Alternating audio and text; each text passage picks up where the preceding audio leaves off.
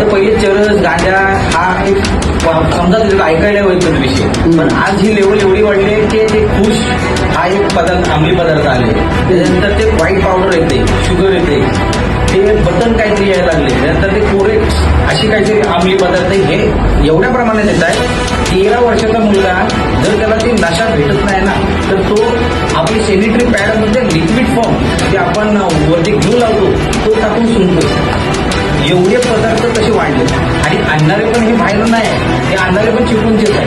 आणि तो माल येतोय तो पण माहिती, या विषयाला माझ्याविषयी माहिती तुमच्याकडे जास्त आहे, याच्यामध्ये काही डाऊट नाही. पण त्याबद्दल डाऊटच नाही. म्हणजे त्यांना जेव्हा मी सांगितले तेव्हा ते त्यांनी क्विक ऍक्शन घेतली.